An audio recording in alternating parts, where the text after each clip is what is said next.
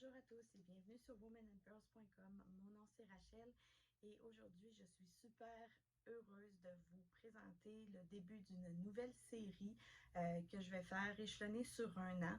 Donc c'est des programmes qui sont faits dans le fond pour couper en bouchées les sujets qui sont typiques à la préparation, l'autonomie pour être capable de se préparer à toute éventualité. Donc, c'est des sujets qui vont venir à tous les mois, mais à chaque semaine, il y a une vidéo. Donc, je vous explique que le premier dimanche du mois, c'est ce qui concerne le plan d'urgence et le cartable d'urgence. Le deuxième dimanche, c'est sur le kit de 72 heures ou le sac de survie de 72 heures, appelez-le comme vous voulez. Le troisième, c'est sur les réserves alimentaires. Le quatrième, c'est ce que j'appelle des techniques d'autonomie, c'est-à-dire des choses que si on apprend à faire avec nos mains, ça va rendre notre autonomie beaucoup plus facile et nous donner des capacités que peut-être d'autres personnes n'ont pas. Et c'est souvent des choses, des savoirs anciens qui ont été oubliés. Quand il y a un cinquième dimanche, c'est un bonus, ça va dépendre des mois, c'est une surprise que je vous réserve. Donc, à chaque mois, le même sujet va revenir le premier, deuxième, troisième, quatrième et cinquième dimanche. Ça, c'est toujours un bonus, donc c'est pas un sujet récurrent, mais c'est toujours des sujets reliés à l'autonomie et à la préparation personnelle. Tout de suite après l'intro, je vous donne les détails.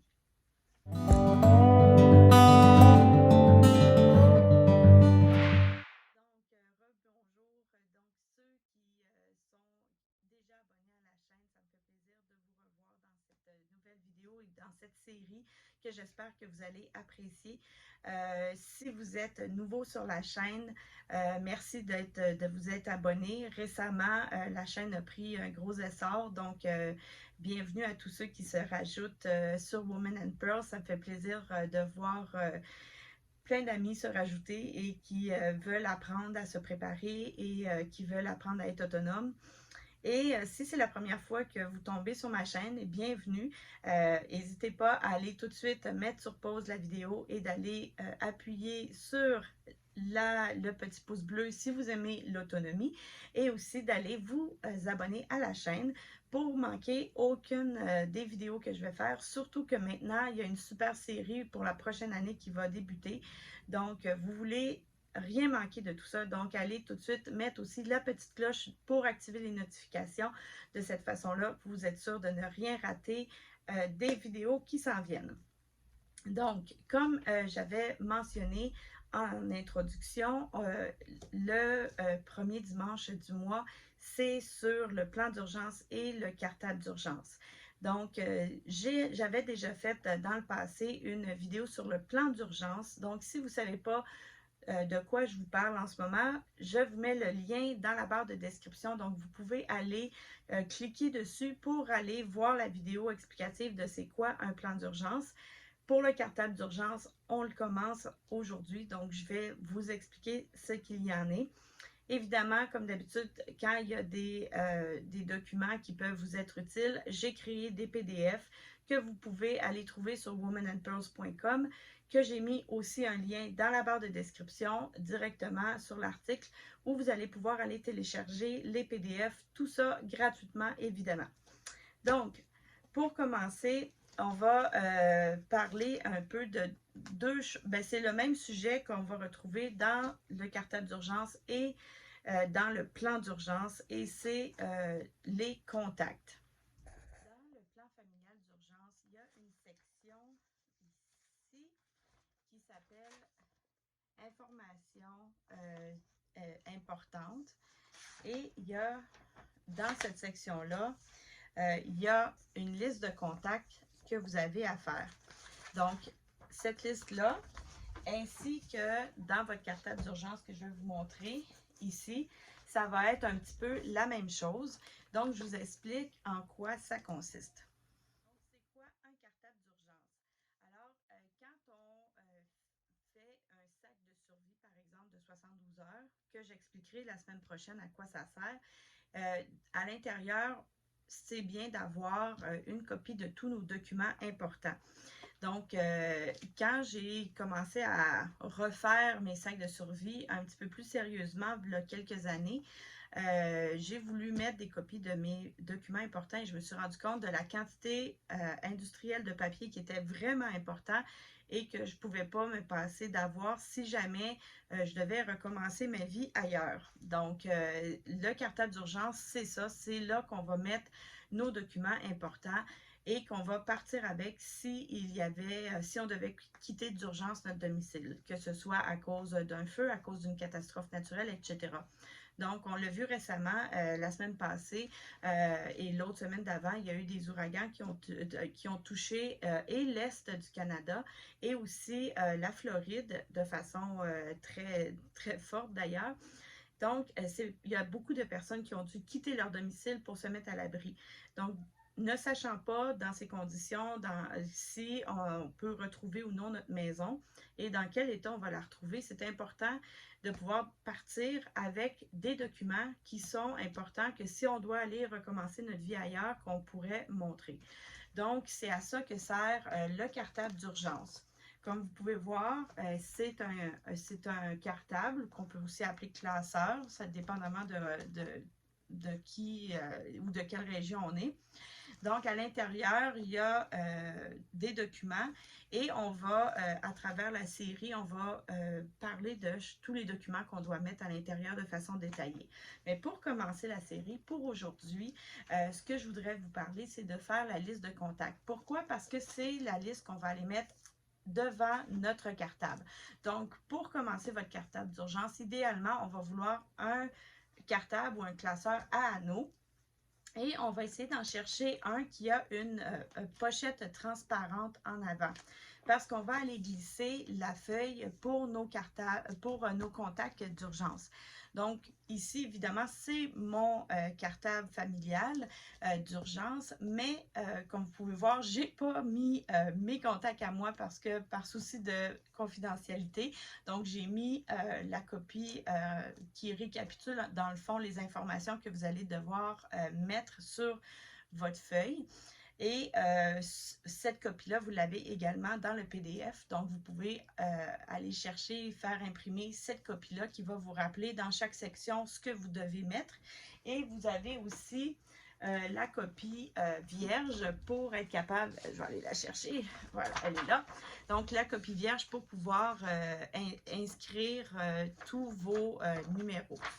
Donc, dans cette feuille-là, il y a plusieurs sections. Donc, il y a la section santé, il y a la section notre adresse, communauté et famille, amis. Donc, on va les détailler un petit peu. Ça va être un petit peu la même affaire dans votre plan d'urgence qui est ici. Il y a des contacts que vous allez avoir inscrits ici, que vous allez aussi inscrire dans votre cartable d'urgence. Évidemment, votre plan d'urgence se trouve dans votre cartable d'urgence, mais la feuille de contact, pourquoi est-ce qu'on l'utilise aussi puis qu'on dédouble? Dans le fond, c'est parce que s'il arrive quelque chose qu'on est vraiment pressé, la feuille de contact, elle est sur le devant de notre cartable d'urgence, donc elle est facilement et très rapidement accessible si on a besoin de rejoindre quelqu'un. Donc, je vais commencer à détailler un petit peu qu'est-ce qu'on va mettre à l'intérieur. Donc, la première section que j'ai mis en rouge ici, ça s'appelle la section notre adresse. Et peut-être que vous allez dire, ben oui, mais je la connais, mon adresse. Pourquoi est-ce que je remettrais mon adresse? Bien, cette section-là, elle est utile parce que le cartable d'urgence est généralement à un endroit très facilement d'accès à la maison. Donc, qui est très accessible. Donc, si, par exemple, vous avez une urgence, que vous êtes au téléphone, que ce soit avec le 911 parce que quelqu'un a fait un gros malaise ou qui a une urgence, que ce soit parce que vous avez une gardienne à la maison, que ce soit parce que vous avez un de vos enfants plus vieux qui garde vos plus jeunes, ou même vous sous l'énervement parce qu'il est arrivé une situation qui vous bouleverse. Quand vous parlez avec les services d'urgence, par exemple au 911 pour avoir une ambulance ou la police ou quoi que ce soit, ça se peut que sous l'énervement, vous oubliez votre adresse. Et ça s'est déjà vu. Quand on écoute des fois sur les réseaux sociaux des copies d'audio d'appels au 911, des fois on entend que les personnes sont incapables de dire où ce qu'elles sont malgré qu'elles sont chez elles. Donc c'est vraiment sous le coup de l'énervement, on ne sait pas comment on va réagir. Donc c'est important de mettre notre adresse complète, nos numéros de téléphone, que ce soit le numéro de la maison pour un téléphone fixe, que ce soit aussi tous les numéros de cellulaire des membres de la famille, de notre noyau familial. Et quand je parle du noyau familial, je parle de ceux qui habitent dans la maison. Parce que si, encore une fois, il arrive quoi que ce soit que vous avez besoin de contacter les membres de votre famille de façon urgente et que sous l'énervement, vous trouvez pas votre téléphone cellulaire ou votre téléphone cellulaire pour X raison n'a plus de batterie ou n'est plus disponible, bien à ce moment-là, vous êtes capable de contacter les membres de votre famille de façon rapide et ce, sans avoir à mémoriser les numéros de téléphone. Parce que même si en temps de calme, on connaît tous ces numéros-là par cœur parfois, idéalement, sous le coup de l'énervement, ça se peut qu'on oublie. Donc, c'est important de mettre tous ces numéros-là. Et on va aussi aller mettre les adresses courriels des membres de notre noyau familial. Ensuite, il y a le côté santé. Dans le côté santé, ça parle pour lui-même. On va aller mettre tous les numéros de téléphone du personnel soignant qui s'occupe de nous, que ce soit notre médecin de famille, nos médecins spécialistes que l'on consulte, que ce soit notre pharmacien, le dentiste, s'il y a des spécialistes autres, psychologues, chiro, massothérapeute, peu importe, vos numéros de personnel soignant vont être mis à disposition dans cette liste-là. Également, le numéro de votre hôpital local. Pour ceux qui habitent au Québec, le numéro du CLSC qui est là avec les contacts. Donc, tout ce qui gravite autour de votre santé, de la santé de votre noyau familial, vous allez mettre les numéros de contact, de téléphone à cet endroit-là. Idéalement, on veut essayer d'avoir 3 façons différentes de contacter ces personnes. Que peu importe toutes les personnes, tous les numéros qu'on va mettre ici, idéalement, on va essayer d'avoir 3 façons différentes. Donc, que ce soit le téléphone fixe, un téléphone cellulaire, une adresse courriel, une adresse, simplement une adresse. Donc, on essaye d'avoir au moins 3 façons différentes d'être capable de rejoindre ces personnes-là. Ensuite, on passe à l'autre section qui est la section communauté. Dans la section communauté, on va mettre tous les endroits dans notre communauté que l'on fréquente qui sont importants, que ce soit l'école de nos enfants, le travail, le nôtre, celui de notre conjoint. Si vos enfants sont en âge de travailler, qui travaillent également, le numéro de travail de vos enfants, advenant qu'il y ait quelque chose que vous soyez obligé d'aller les chercher, ou de les contacter d'urgence puis qu'ils n'ont pas accès à leur cellulaire parce qu'ils sont au travail. Donc, c'est important de pouvoir les rejoindre en tout temps. Donc, tous ces numéros-là, vous allez aussi mettre les numéros qui ne sont pas d'urgence, comme pour la police et les pompiers, comme parce que tout le monde sait que le numéro d'urgence, c'est le 911 ici au Québec, mais parfois, dans certaines situations, on a besoin de pouvoir contacter la police ou les secours, mais pas de façon urgente. Donc, on ne veut pas surcharger le 911 pour rien. Donc, on va avoir ces informations-là. On va aussi aller mettre le numéro de notre ville, de l'urbanisme de notre ville, parce qu'en cas de catastrophe, que ce soit locale ou plus régionale, ça peut être utile d'avoir ces numéros-là pour aller chercher des informations, par exemple, sur des lieux de refuge, sur des endroits, sur certains services qui peuvent être offerts. Donc, je vais peut-être me répéter pour certaines personnes qui ont déjà vu d'autres de mes vidéos, mais ça nous est déjà arrivé d'avoir une panne d'électricité qui a duré 54 ans. Pendant cette panne d'électricité-là, nous, on a un puits artésien, donc il y a une pompe qui fonctionne à l'électricité et on était en location à cette époque-là, donc on n'avait pas, on ne pouvait pas installer de moyens de nous baquer. Donc, ce qu'on avait fait, c'est qu'on s'est ramassé pas d'eau. Donc, oui, on avait des réserves d'eau, mais à un moment donné, en voyant que ça s'échelonnait, on s'est dit, OK, si on vient en avoir besoin, où est-ce qu'on pourrait aller chercher de l'eau? Puis, on a appelé l'urbanisme de notre ville qui nous ont dit, oui, dans la section, dans le centre-ville de notre village, il y a un centre communautaire, il y a aussi la piscine et il y a des douches si vous voulez aller vous laver et il y a aussi des robinets, des abreuvoirs que vous pouvez aller remplir et chercher de l'eau potable. Parce que ben, c'était juste une section du village, comme nous, on était plus en retrait. Et c'était cette section-là qui était restée sans électricité pendant plus longtemps. Donc, la ville savait déjà et il y avait des affaires qui étaient mises en place, mais ça n'avait pas été comme publicisé. Donc, de juste le fait d'avoir appelé à l'urbanisme, on était capable d'avoir des ressources qui nous étaient très utiles, puis que si on n'avait pas appelé à l'urbanisme, on n'aurait pas su. Donc, c'est une façon aussi de pouvoir se mettre à l'abri. Donc, l'urbanisme de votre ville, les numéros de votre ville, c'est aussi des numéros importants à mettre dans la section communauté. La dernière section, c'est la famille et les amis.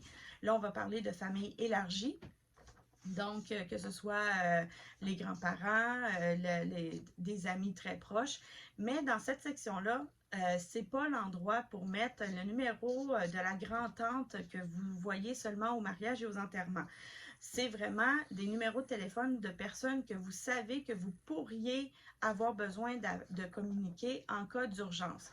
Donc, que ce soit des amis très, très proches qui pourraient vous aider en cas de problème ou que ce soit aussi de la famille qui pourrait vous héberger ou que vous voulez garder contact avec pour leur dire qu'est-ce qu'il y en est dans votre situation, comme par exemple vos parents, ou vos frères et sœurs, peu importe, mais des personnes qui sont réellement importantes puis que vous auriez réellement besoin de pouvoir contacter.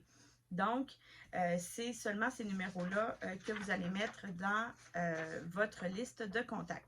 Donc, ça fait le tour des 4 sections qu'il y a dans la liste de contacts importants.